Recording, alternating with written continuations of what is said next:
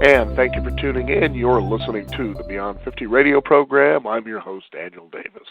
You ever find yourself sitting there with anxiety like a bunch of knots are just twisting around in your stomach every time you see someone that you feel has wronged you? I think a lot of us actually experience that when we go to work sometimes each day. Well, what would we feel like if we could change a lot of that and actually find that each day that we get up we feel invigorated, we feel full of life and inspired to actually take each and every step? What can we do to achieve that kind of calm and fulfillment? Joining us here on the Beyond 50 radio program today is our guest, Sherry Claire, and she is what is known as a radical forgiveness coach. She's also the director and business partner, and she's going to talk with us today about a new book that's out called Radical Forgiveness, Making Room for the Miracle. And I'd like to welcome Sherry Claire to the Beyond 50 radio program. How are you doing today, Sherry? I'm doing great, Daniel. Thanks so much. Now, how did you come to find out about radical forgiveness? I was involved with Science of Mind Church down in Dallas, Texas, and Colin came to speak one Sunday at one of our services, and he was there to speak about forgiveness. And I actually didn't like him from the moment I met him because I had a story that was just absolutely wonderful. I could get people in tears with my story, and this man was telling me that I was going to have to forgive my daughter-in-law. So I didn't think I was going to like him, and after doing a workshop with him and actually seeing the miracles that happened in my life as a result of having done them, I became his biggest supporter and then his business partner. Well, nothing like not liking somebody that you become affiliated with, huh? Well, it wasn't him personally I didn't like. I didn't like the thought of having to give up my victim story. Oh, and I think that's true for a lot of people. As I was mentioning in the beginning of the program, we feel like, for instance, if somebody has wronged us, that we can hold on to that grudge and somehow we believe that's punishing them. And we never realize the whole time that the truth is we're punishing ourselves. Is that sort of how you came to a conclusion on that? Exactly. We, have even been involved in studies that show that holding on to those resentments, that toxic energy, actually creates things like cancer. So we're not punishing anybody by holding on to a resentment. What we're doing is we're actually making our own environment toxic to ourselves. Uh-huh. I know that it's never easy to try to let go of the grudge. Sometimes people just don't want to do that. But now, as you were in this, listening to Colin speak, what was it about him that you didn't like? As you were saying that you wanted to hold on to your story, but was there a little more to it than that, or was that just it? That was basically it, because as I said, I had gotten a lot of mileage out of that story. I could get people to feel sorry for me. I could get attention with it. And if nothing else, it made me feel right. I had a very righteous idea about what she had done and how wronged I had been. And what I didn't realize is that I was expending so much energy in keeping that story alive that I was using all of my energy in that, and I wasn't able to manifest. I wasn't able to be happy. I wasn't able to really conduct my life in a manner of which would bring me peace and joy. Sherry, I'm kind of all in now. What's the story? Well, see, that's a commitment that I still made. Sort of feel the passion in the story in your voice, and that's why I became curious. Well, see, that's the commitment that I made, is that I would never tell that story again. But I will tell you the miracle that happened as a result of speaking up that story, and I think that's more interesting than the story. Well, see, sorry, folks, I tried to get the story out of her, but that's what forgiveness does. I mean, hey, just live with it. Okay. I had 2 grandchildren that I had not seen. And after doing a weekend miracles workshop with Colin, I went back to a retail store that I owned at the time. First thing I would do on Monday morning is open up my email to see if I had any web orders. And in my email, the first thing that popped up was an email from my daughter-in-law with pictures of my grandchildren. Now, I have a question for you. What changed? My best guess would be the way you were seeing your daughter-in-law. That's right. I shifted the energy around it. When I was acting as a victim, she somehow felt that negative energy which was directed towards her. Mm-hmm. And that kept her from being able to share love with me.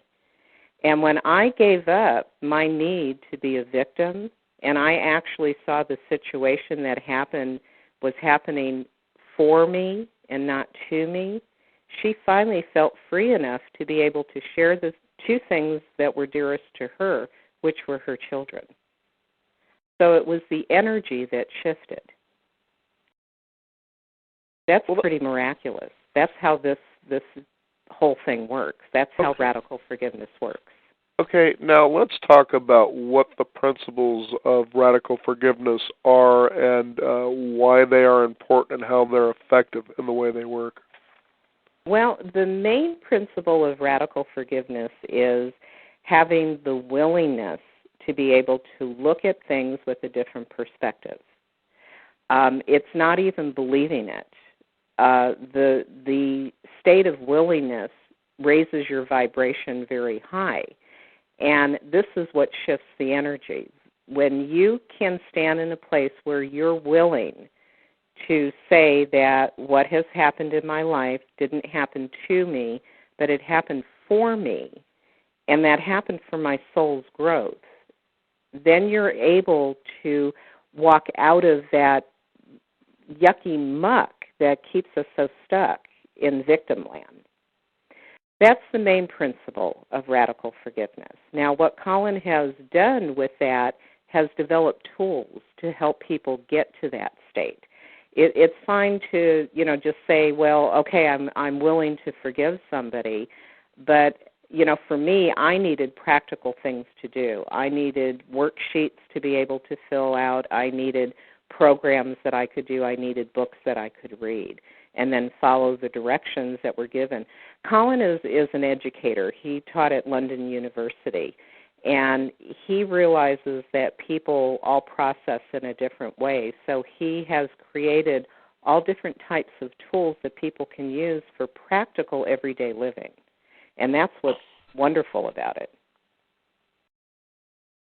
I think the best part about looking at how it changes a person's perspective about how a person can actually become happier by forgiveness, by simply, I guess, letting their story go, as you say, to no longer be a victim as though life is happening to you.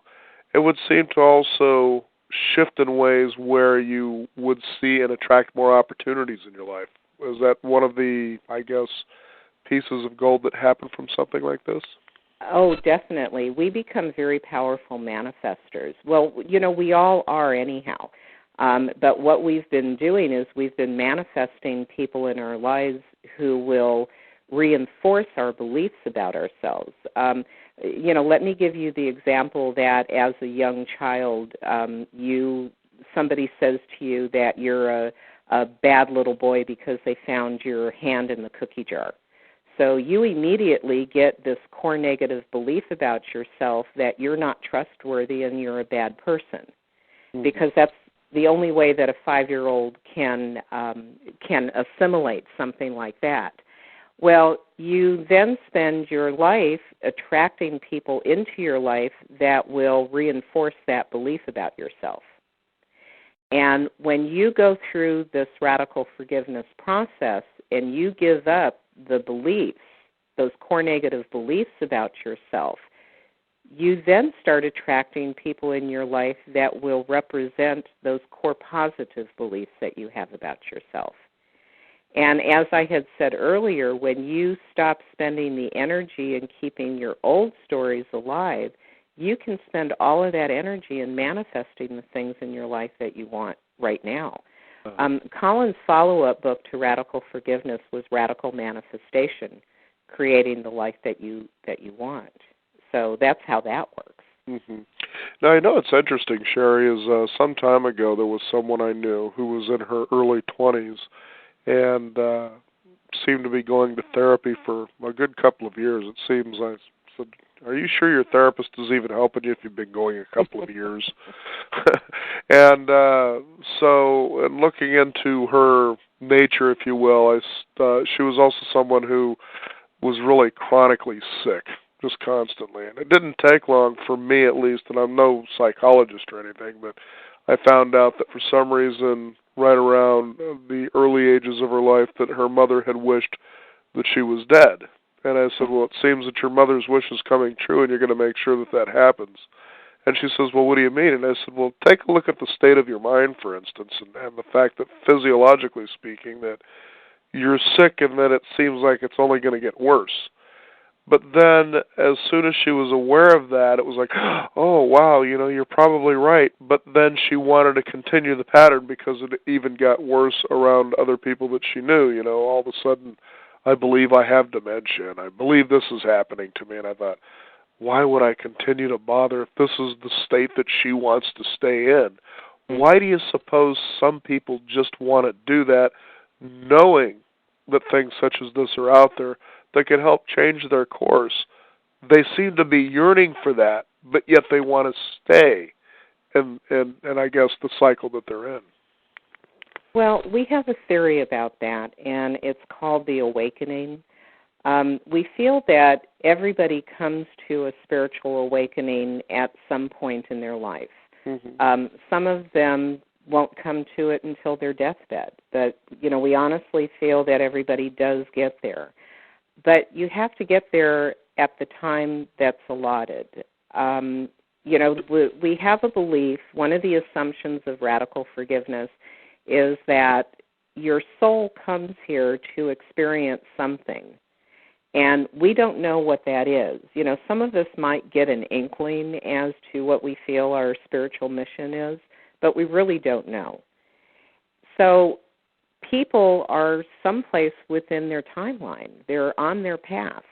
And they will awaken when their soul says, okay, I have experienced what it is that I came here to do, so now I need to go through the awakening.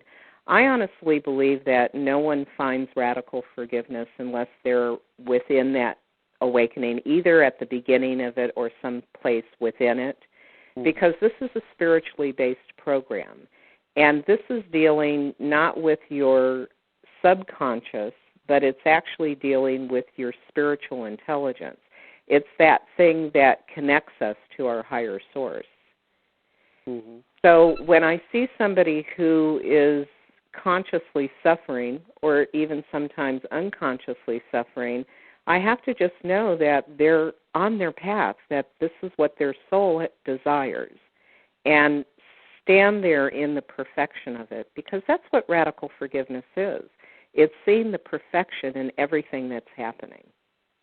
I think this day and age, people could use it now more than ever. You hear a lot of, oh, the economy's bad, people are losing their homes, we feel that the government is rewarding those who cheated us in the first place.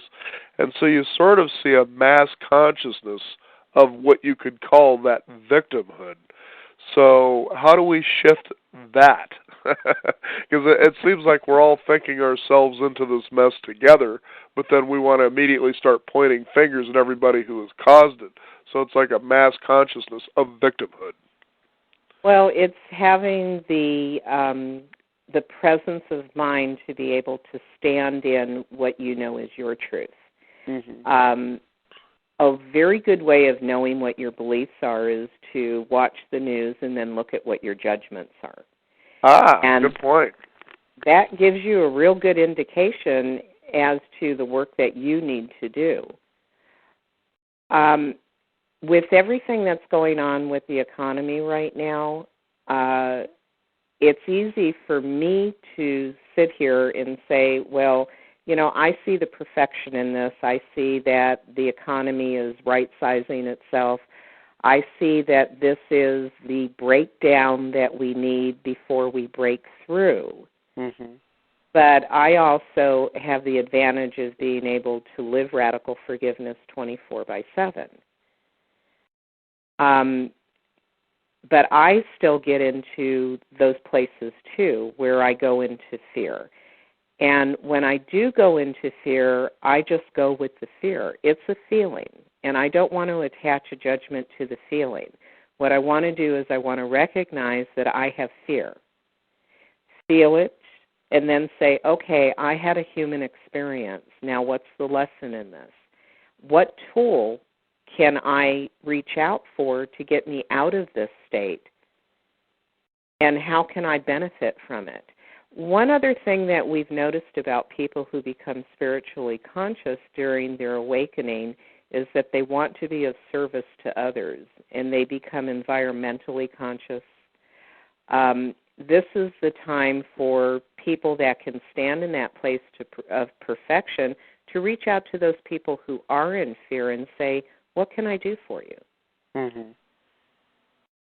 Let them show that life is willing to give more than take. Yeah. I had a meeting with Colin this morning, and we have a lot of online programs that we've developed, worksheets, 21 Days for Forgiving Your Parents, self-forgiveness, self-acceptance online programs. And we've noticed that we've had a drop in people registering for those programs. We talked about going ahead and lowering our prices and putting out a message to people that we are in touch with what's going on. And we don't want people, because of the economy, not using these tools, because these are the tools that are actually going to get them through this period. So we're going to go ahead and we're going to do price reductions all across the board until the economy gets better, so we can know that we're doing our part in being able to help people out of this state. You know, Sherry, that's a very interesting point that you make about people feeling lack in this day and age with the news about the economy going sour and people losing jobs, people losing their homes, Wall Street and the big three automakers begging for handouts to help bail them out of the situations that people believe they put themselves into. So everybody's kind of in this position, as I was mentioning earlier, of feeling lack. And then they tend to want to stay the same, so to speak. And here you're changing your program to where you're lowering prices to say, we see the reality of the day. We believe these are valuable tools that will help you not only get through this, but begin to see and seek opportunities even in the bad times to be able to manage the way you think and feel through the course of your day. And what I find interesting is that when people get into a position, let's say that they may lose a job or they're not making as much money, what they hold on to, the things that they will actually spend their money on, are those little vices that they believe that during the fearful times will actually make them feel better. We'll get rid of the vitamins that'll make my body feel better, but I'm keeping my cigarettes. Right.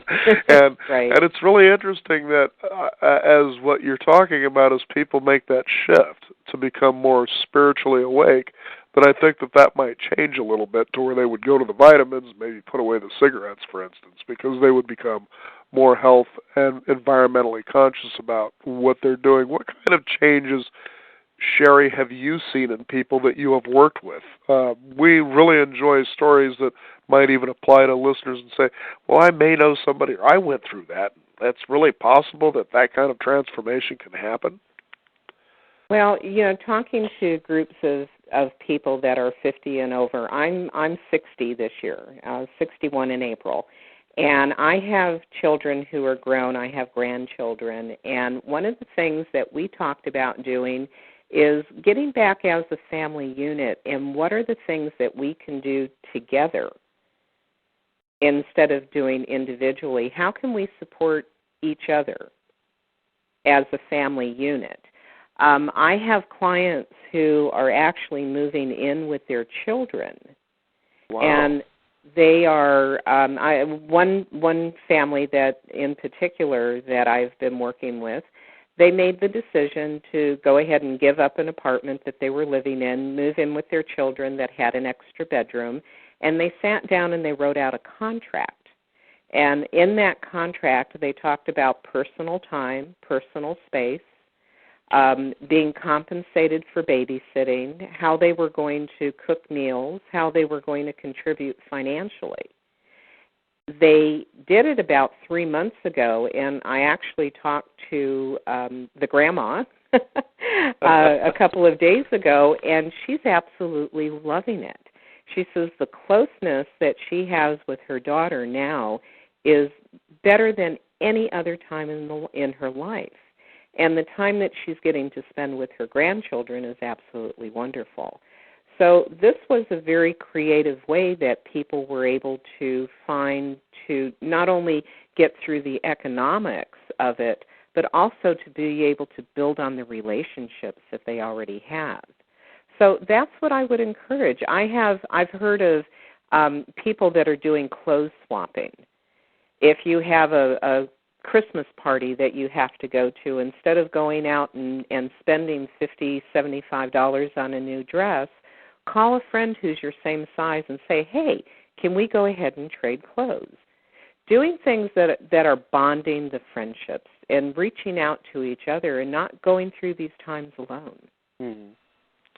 I think one of the most interesting things, Sherry, is the fact that when you said, as you were saying or suggesting earlier, is watch the news and see what kind of judgments and opinions that you have, is that there's a lot of news that always seems to show the world that's in chaos. It just seems like the end is near, if you will. And generally when I listen to people who receive that and then relay the information they've received, perhaps from the news, wherever they may have gotten it from, I'll simply say, is the world really that bad around you? And it's amazing when they stand there and think about it and they think, you're right, it isn't as bad around me as it seems to be. And that's just the key point is, would you say that radical forgiveness helps bring a person into this moment right now? Yes, definitely, because radical forgiveness is standing in the perfection of what it is that's happening. Mm-hmm. And it's not bringing up the past. It's not worrying about the future. It's dealing with what's in your face right now. Mm-hmm. We had talked about that child getting something out of the cookie jar and thinking that they were a bad person. Well, that's going to be reflected in their life right now in this moment. So when you work on the things that are happening right now in this moment, it collapses what happened in the past, and it prevents it from reoccurring in the future because you've got it. You've got the lesson, and you've healed it.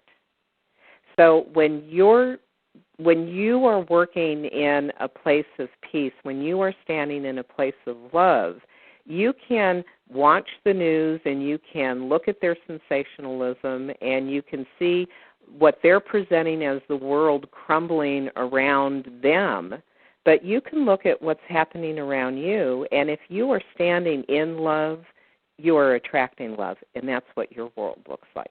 Exactly, and that's such a clear point. And what's even funny about watching the news is I find more and more, and again, for the listeners out there, it's really important to understand how powerful something like radical forgiveness can be, is that you begin to create the world around you from your inside out instead of from the outside in. Is that when I would watch a newscast, I've began to notice over the last year at least, is they're not really telling you anything for the most part that is a fact. They're mostly assumptions and possibilities, but never actually what has happened. And I know one of the biggest, at least it seems to be anyway, jokes of media is Fox News at times. And you listen and there's a possibility of a meth scare. See, that's not really news. It's the possibility that something might happen. And when you see that, you realize, why am I listening to this? Well, what we say is change the story. Exactly. Think of the story with a frame. And when you change the frame around a picture, doesn't it make the picture look different? Absolutely. So reframe the story. Instead of looking at all of the, the fear and the sensationalism, reframe it. Look at it from a spiritual perspective. Colin wrote a brilliant book called Radical Incarnation, and it was about two souls who are going to incarnate to Earth to get America to finally heal its shadow. One of them is a man being born into a rich family in oil who will become president of the United States, and the other one is being born into a Middle Eastern family with a history of terror. So you can kind of put the names to those two souls, but they decide before they even come here that they're going to create wars and gas shortages and the economy is going to break down so America can finally heal its shadow. Now, this was written before the first Gulf War, so this book is very prophetic in the fact that that's what's happening right now. So when you look at what's happening in the United States right now, and you relate it back to what Colin wrote, you say, you know something? This is the breakdown that he predicted. This is the breakdown that will get us to a place where we can say, you know, we're not happy living like this any longer. We need to heal America so we can get to that place of love and prosperity with each other. And that's what's happening. So when you can stand and say, yeah, look at what's happening right now. Isn't this cool? This is really great because we're getting to breakthrough. This is the process that we have to go through. All I'm doing is reframing the story, and it sure does feel better. Absolutely. You know, it's interesting, too, Sherry, is when you think of the economy the way that it is, it might have been, say, 5 or 10 years ago that had I not had a shift myself, that I would look at it the way probably a lot of people do. You know, I'm short on money. There seems to be no hope. Why does this happen to me? That sort of a thing. However, I'm looking at it through different eyes this day and age, almost as though I was looking like Warren Buffett, who's sitting here going, boy, look at all the opportunity here. You know, and I'm prepared and ready for it, so to speak. And that's just the difference, is being able to see and embrace opportunity all the time if you're sitting here now. And I can see where radical forgiveness can help somebody do that by clearing their story out of the way and seeing things for what they are. Exactly. It's looking for the opportunities. And one of the things that we always say is you don't have to know what the perfection is. We don't know what the truth is anyhow. It's only a different story. So give up the need to know why it's happening and just stand in the fact, the willingness that it is perfect and that it is happening for a reason. Just that alone can give you a sense of peace. Now, I wanted to be clear for the listeners as well, when we talk about forgiveness, is it truly that we're forgiving that element that's outside of us that we feel is creating that victim standpoint that we feel, or is it ourselves that we're forgiving for doing that in the first place? All forgiveness is self-forgiveness. Okay. Fair enough. Now, you were mentioning earlier here in the program about a 21-day program for forgiving your parents. Now, what's that one all about? Oh, my gosh, yes. Mom, Dad, you never taught me about money, and look at me now. This is so exciting. We have a new website. It's am I allowed to say it? Absolutely. Okay, www.forgiveparents.com. Real simple. And it is an online program that you get a different module each day for 21 days. And it takes you through a complete radical forgiveness process. It is like doing a workshop, coaching, and all of the online programs in one. It's an absolutely phenomenal program. And it doesn't matter if your parents are living or dead. I find myself opening up my mouth and my mother's words coming out of my mouth till this day, and she's been gone for 15 years. a lot of the ways that we live our lives are based on those very early messages that we get from our parents. And parents don't know how to parent.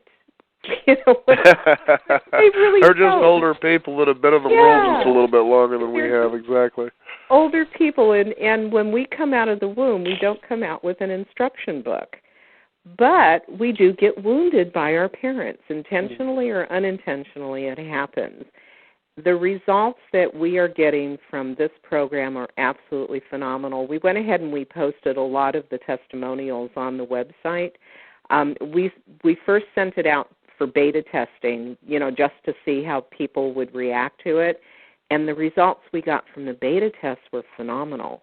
So the program has been out there for about 4 months now. We've had probably close to about 500 people enroll already, and we just keep getting more and more testimonials on it. It really is a phenomenal program. And the result of doing the program on your parents is that it changes all of your relations. Because it's changing those early patterns that we learn, that we've carried all of our lives, that we're recreating with our spouses and our partners and even our business partners, our friends. Those all get dissolved, and it's just amazing. I can't say enough good things about it.